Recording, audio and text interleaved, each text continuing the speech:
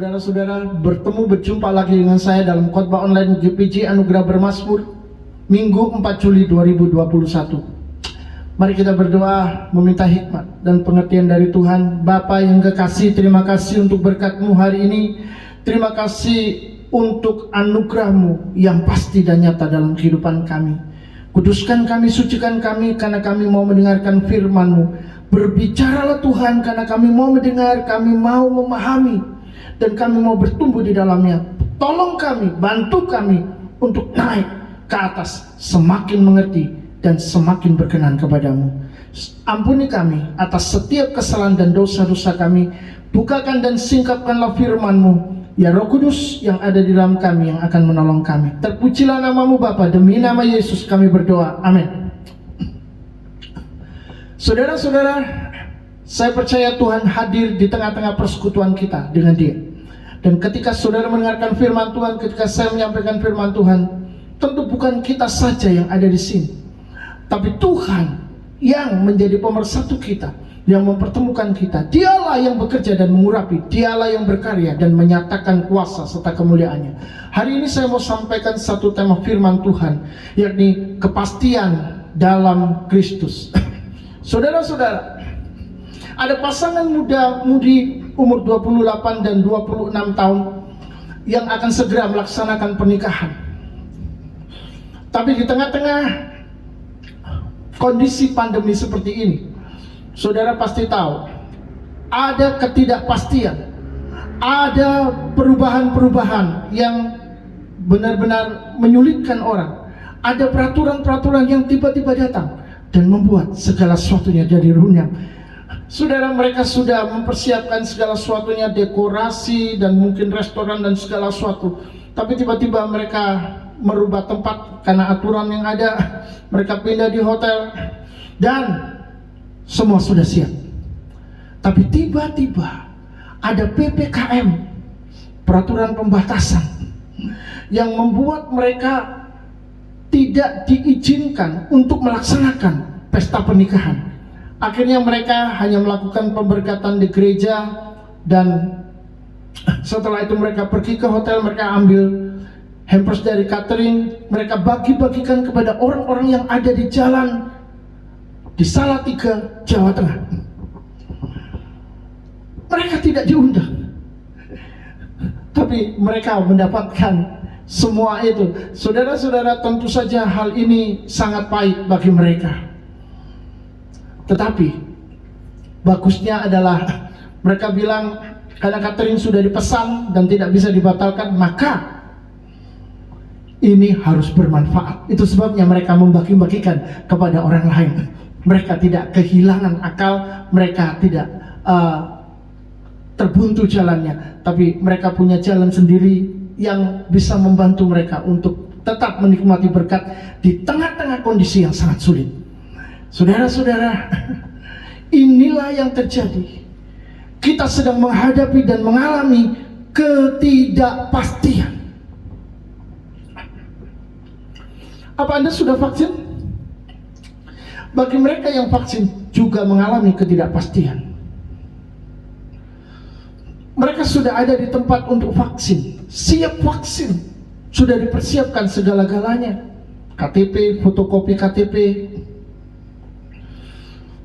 Dan ketika mereka sudah menunggu, bukan dalam hitungan menit saja, tetapi mungkin sudah hitungan jam, tiba-tiba vaksin habis, kuotanya terbatas, mereka harus pulang gigit jari. Lalu mereka mencari lagi, mendapatkan tempat lagi, mereka datang lagi. Hal yang sama terjadi. Mereka mengalami ketidakpastian lagi. Saudara-saudara, yang satunya mengalami ketidakpastian waktu, satunya mengalami ketidakpastian tersedianya kuota vaksin.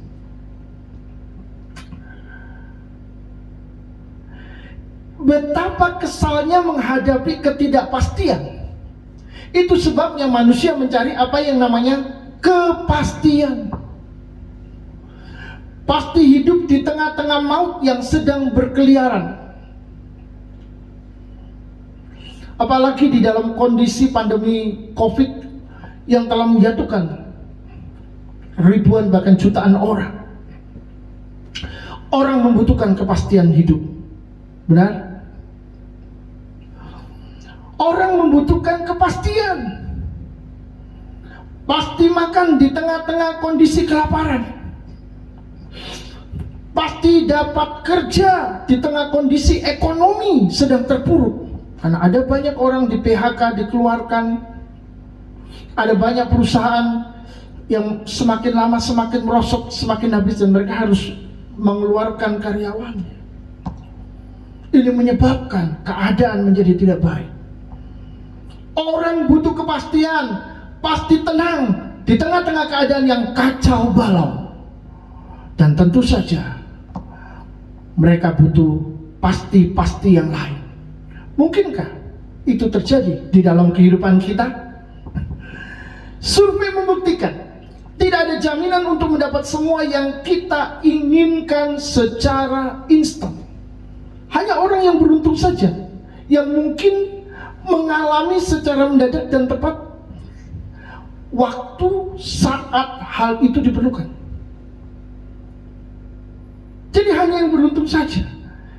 Begitu ingin, waktunya pas dia dapat. Tapi saudara-saudara, siapa yang beruntung? Tidak pasti lagi, saudara. Tidak ada kepastian. Lalu bagaimana caranya kita memperoleh kepastian jika di dalam pengalaman manusiawi hal itu sulit untuk didapatkan? Tuhan adalah satu-satunya yang bersifat pasti, karena Dia tidak tergantung kepada siapapun. Dia tergantung hanya kepada dirinya sendiri.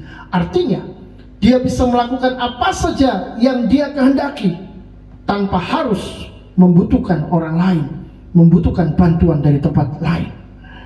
Maka saudara-saudara, apa yang berasal dari Tuhan, berasal dari Dia, bersifat pasti. Apalagi Tuhan tidak pernah berbohong dan pasti menepati janjinya. Maka kalau Dia, di dalam Dia ada kepastian, kita pun bisa mendapatkan kepastian itu. Apa yang pasti di dalam Tuhan? Di dalam Yesus ada kepastian akan keselamatan. Tidak pernah ada celah di dalam Yesus di mana keselamatan jadi tidak pasti. Jika Yesus sendiri yang berjanji akan menyelamatkan kita, maka itu akan terjadi. Kita tidak perlu takut dan ragu sedikit pun sebagai seorang yang sudah diselamatkan karena percaya kepadanya. Mari kita lihat di dalam surat Roma pasal 10 ayat yang ke-9. Sebab jika kamu mengaku dengan mulutmu bahwa Yesus adalah Tuhan dan percaya dalam hatimu bahwa Allah telah membangkitkan Dia dari antara orang mati, maka kamu akan diselamatkan. Saudara-saudara, orang-orang Yahudi tidak percaya bahwa Yesus adalah Allah. Itu sebabnya Paulus menekankan, jika kamu mengaku dengan mulutmu Yesus adalah Tuhan dan percaya dalam hatimu bahwa Allah membangkitkan Dia dari antara orang mati, maka kamu akan diselamatkan.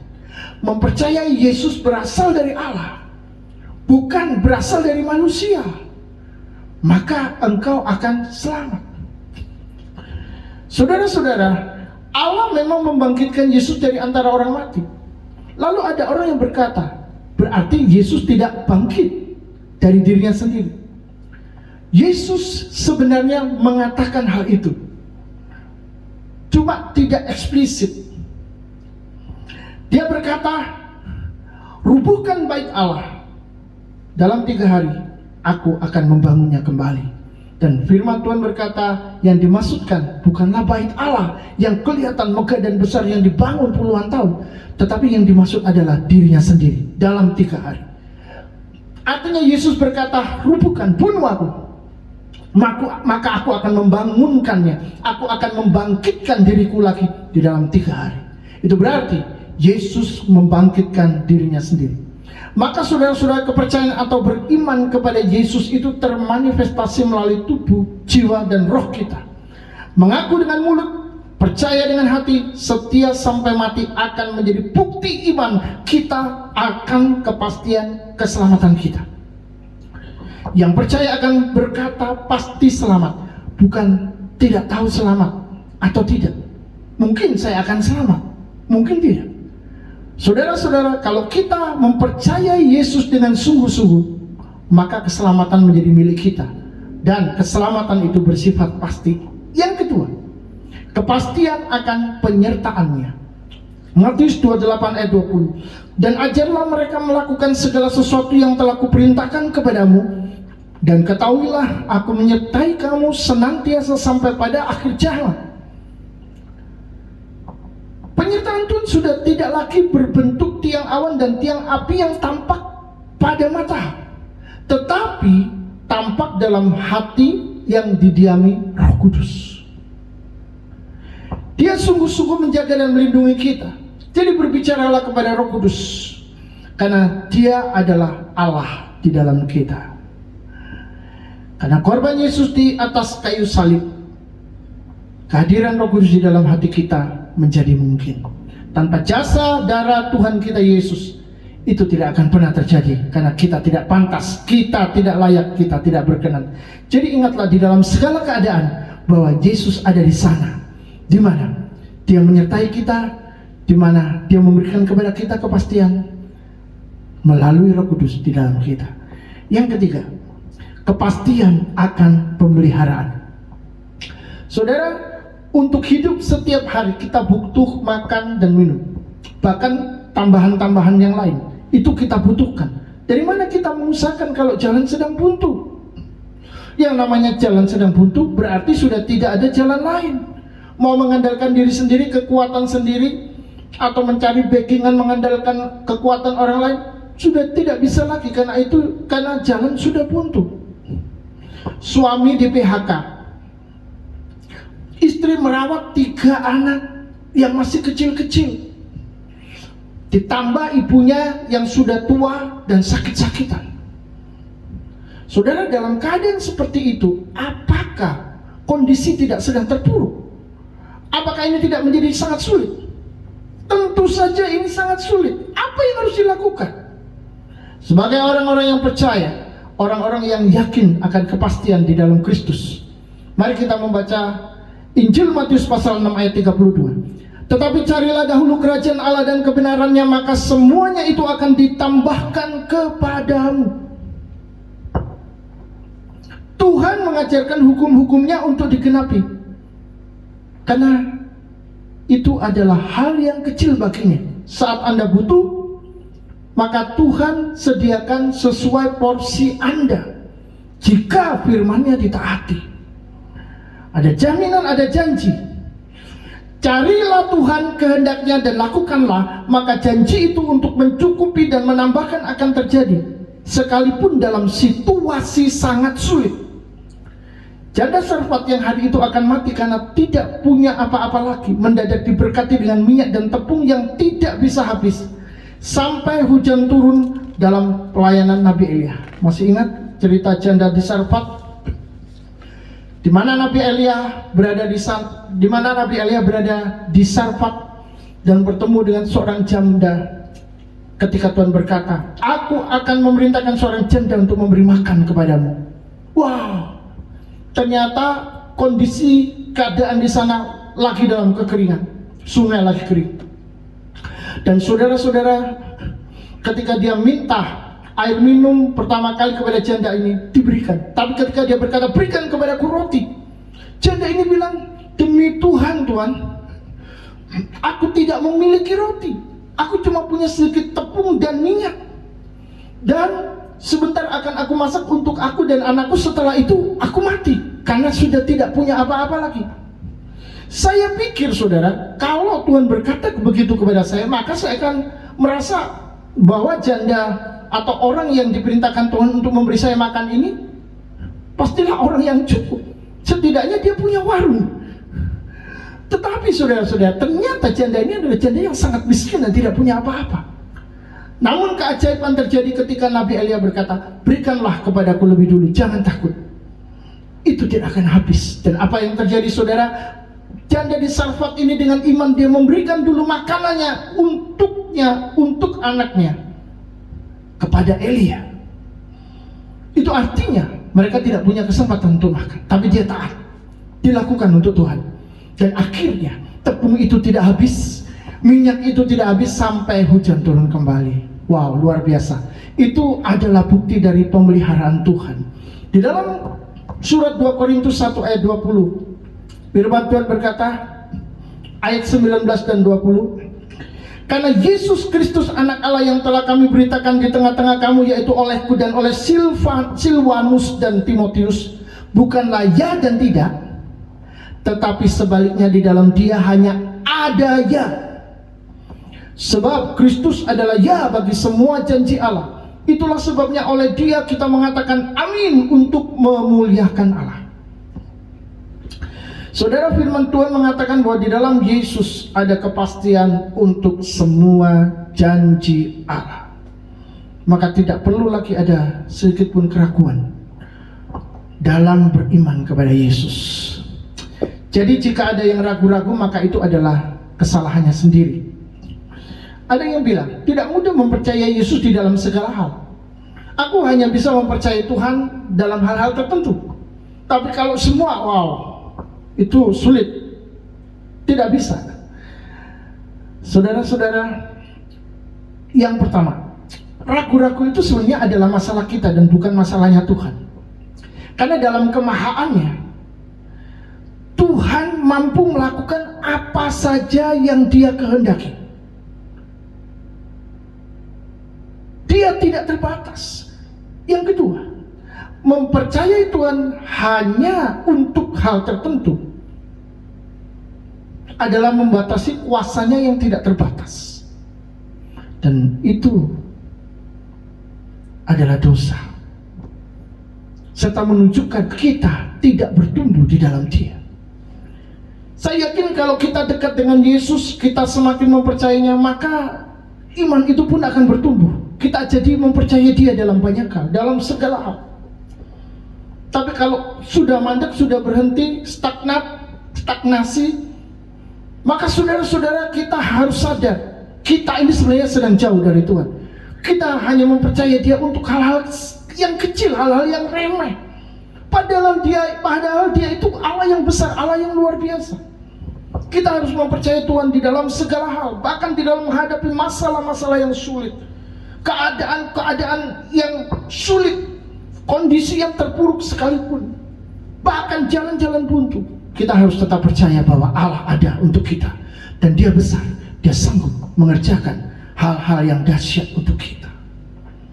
Peristiwa angin ribut yang menghantam perahu, di mana murid-murid pada kalang kabut, tapi mereka mendapati Yesus ternyata malah tidur di buritan, seakan-akan tidak ada persoalan. Lalu mereka membangunkan Yesus dan berkata, "Guru, kami akan mati." Mereka membangunkan Yesus dengan laporan, "Kami akan mati." Artinya, Guru juga akan mati. Lihat ini, keadaan sudah tidak terkendali, angin ribut begitu dahsyat.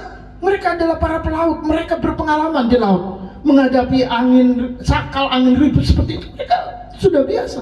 Tapi kali ini sangat besar, air sampai masuk ke perahu dan mereka harus keluarkan itu. Yang lain harus mengubah arah layar atau hal lain yang mereka bisa lakukan untuk menyelamatkan perahu mereka. Tapi Yesus tenang-tenang saja. Dan apa yang Yesus lakukan? Dia berkata, "Hai kamu orang yang kurang percaya." Malah dimarahi. Dan Yesus berkata, "Diam, tenang." Angin ribut pun taat kepadanya. Saya yakin kalau ada anak kecil lihat apa yang Yesus lakukan, pasti akan berkata, "Wow, keren." Tapi bagi kita, orang-orang yang sudah dewasa, pasti tidak akan berkata, "Wow, keren." Kita akan terheran-heran dengan apa yang Dia lakukan. Dan kita akan berkata, siapa Dia sebenarnya? Saudara-saudara yang Tuhan Yesus kasihi, hidup kita harus dibangun di atas kepercayaan yang teguh dan kokoh, karena di dalam Yesus ada kepastian. Ketika Yesus mengomentari anak kepala rumah ibadat yang sudah mati, karena keluarga dari rumah ibadat telah datang dan memberitahu sudah mati. Yesus malah berkata dia cuma tidur. Saudara-saudara, di sini kita melihat tidak ada yang menjadi halangan bagi Yesus untuk melakukan mujizat apapun. Berkatalah ia, pergilah, karena anak ini tidak mati tetapi tidur. Tetapi mereka, orang-orang maksudnya, menertawakan dia. Matius 9 ayat 24. Jadi saudara-saudara, manusia seringkali berbeda dengan Tuhan. Cara pandang kita, paradigma kita melihat kehidupan berbeda dengan Tuhan. Ketika kita sedang terpuruk, kita sedang menghadapi kesulitan-kesulitan, masalah-masalah, kita seakan-akan menjadi begitu lemah, lemas, dan mungkin kita tertutup ketakutan, gemetar. Tapi kalau Tuhan datang, dia akan berkata, jangan takut, bangkit, bangun berdiri, percayalah aku ada di sini. Di dalam aku ada kepastian akan pemeliharaan hidup. Di dalam aku ada kepastian untuk penyertaan. Di dalam aku ada kepastian untuk keselamatan. Luar biasa. Apa yang menjadi halangan bagi Tuhan untuk melakukan yang mustahil? Jelas tidak ada sama sekali. Ruang mustahil itu tidak ada di dalam kamusnya Tuhan. Amin. Justru saudara, ruang keraguan, kebimbangan, kecemasan, kekhawatiran, ketakutan, itulah yang sangat menghalangi kita untuk melihat kemuliaan Allah terjadi di dalam hidup kita. Apalagi di tengah-tengah situasi dan kondisi yang tidak pasti seperti sekarang ini. Sudah saatnya kita keluar dari ketidakmungkinan yang menghalangi langkah kita melihat Tuhan berkarya, berjalan bersama Tuhan. Maka semua yang kita butuhkan untuk kehidupan disediakan sesuai porsi masing-masing di dalam kebijaksanaan Tuhan. Janji firman-Nya di dalam Yesus hanya ada ya, dan kita bisa mengandalkan Yesus untuk berkata amin. Karena di dalam Yesus hanya ada kepastian, bukan sesuatu yang meragukan. Firman Tuhan tidak pernah berubah selamanya. Jadi kalau ada pemberitaan yang membuat kita jadi ragu-ragu tentang Yesus, maka itu bukan firman Tuhan. Jika ada pemberitaan bahwa Yesus mungkin bukan Tuhan sepenuhnya atau bukan manusia yang sepenuhnya, itu adalah roh dusta yang menggerakkannya. Ada lagi, saat kanak-kanak Yesus pergi ke India, lalu dia belajar kepada guru-guru agama Hindu, dan setelah itu dia kembali ke Israel melakukan mujizat-mujizat luar biasa, hasil dari belajar ilmu gaibnya.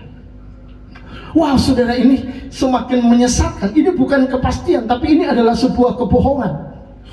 Yesus sejak kecil ada di Israel dan tidak kemana-mana. Dia seperti orang Yahudi lainnya, sekolah atau belajar Taurat sampai dewasa, sampai menjadi rabi. Itu sebabnya di dalam Alkitab murid-murid dan yang lain memanggil Yesus Rabi, karena Yesus adalah seorang guru Taurat di sana. Jadi saudara, Yesus sampai dewasa ada di Israel dan memulai pelayanannya. Mujizat-mujizat yang keluar dari dirinya bukan hasil belajar, melainkan sudah menyatu di dalam dia, karena dia dikandung oleh Roh Kudus dan bukan oleh manusia. Semua keraguan-keraguan tentang Yesus adalah pekerjaan iblis. Itu sebabnya banyak orang yang katanya berseru, Tuhan, Tuhan, aku bernubuat demi namamu, aku mengusir setan demi namamu, tapi tidak masuk surga. Mengapa? Dan Tuhan berkata, nyala engkau semua yang membuat kejahatan. Saudara-saudara, mengapa hal itu terjadi? Karena mereka tidak melakukan kehendak Allah, kata firman Tuhan. Kehendak Allah apa? Kehendak Allah adalah mengenal Yesus sebagai Allah dan Tuhan yang benar. Itulah kehendak Allah. Pada mulanya adalah firman, firman itu bersama-sama dengan Allah, firman itu adalah Allah, dan firman itu, dan melalui firman dan tanpa firman tidak ada sesuatu pun yang dijadikan dan diciptakan. Itu Yohanes pasal 1 ayat 3. Di ayat yang ke-14, firman itu ada di tengah-tengah kita, menjadi manusia. Itulah Yesus. Jadi Yesus adalah Allah sejak semula. pemberitaan firman Tuhan, pemberitaan Alkitab, Yesus adalah Allah, Yesus adalah Tuhan. Semua ajaran kekuatan yang membuat ajaran yang sebenarnya ini dibelokkan, yang membuat ragu-ragu tentang Yesus, adalah dari setan dan bukan dari Tuhan. Saudara-saudara yang dikasihi Tuhan, dalam Yesus hanya ada kepastian. Ketika kita mulai ragu-ragu atau tidak pasti di dalam Yesus, pasti ada yang salah, karena itu sudah di luar iman, bukan di dalam Yesus lagi. Yang terakhir, kita ada 3 poin di dalam firman-Nya. Yang pertama, kita sedang menghadapi dan mengalami ketidakpastian. Itu sebabnya kita membutuhkan pegangan yang pasti. Karena pegangan yang pasti membuat kita menjadi mantap, bukan saja di dalam berdiri, tetapi di dalam berjalan dan di dalam berlari, melompat, terbang, apapun namanya. Kepastian itu sangat penting dalam kehidupan kita. Tanpa kepastian, seseorang akan menjadi putus asa, tanpa harapan, dan hancur. Yang kedua, Yesus adalah kepastian akan keselamatan, penyertaan, dan pemeliharaan hidup kita. Saudara-saudara, jika hari-hari ini suasana, situasi, kondisi, keadaan sangat tidak pasti, tidak menentu, membuat bimbang, membuat cemas, ragu, dan khawatir, ingatlah, Yesus adalah kepastian hidup kita. Dialah yang memberikan kepastian akan keselamatan, penyertaan, dan pemeliharaan. Dia menyertai kita, Dia memelihara kita. Jangan takut, percayalah. Yang ketiga, berjalan bersama Tuhan, kita pasti mendapatkan yang kita butuhkan untuk kehidupan sesuai porsi masing-masing dalam kebijaksanaan Tuhan. Kalau kita berjalan di dalam dan bersama dengan Yesus, maka apa yang kita perlu, apa yang kita butuhkan sebenarnya sudah disediakan oleh Tuhan sesuai porsi kita masing-masing. Jangan minta porsi orang lain, karena Tuhan memperlakukan satu dengan yang lain berbeda. Yang satunya diberkati berlimpah-limpah, yang satunya cukup segitu saja, apa adanya. Tidak masalah, yang penting kita bisa enjoy hidup, menikmati kasih, menikmati berkat, menikmati anugerah Tuhan. Kita bahagia, karena kebahagiaan tidak ditentukan oleh kekayaan, kebahagiaan tidak ditentukan oleh segala sesuatu yang kita miliki, tapi kebahagiaan ditentukan oleh Yesus yang ada di dalam hati kita, karena Yesus adalah Raja Damai Sejahtera kita. Amin. Di dalam Yesus ada kepastian. Jika saudara mengalami kehidupan yang tidak pasti, datanglah kepada Yesus, dan Yesus akan memegang tanganmu, memberikan kepadamu kepastian hidup. Amin. Tuhan memberkati.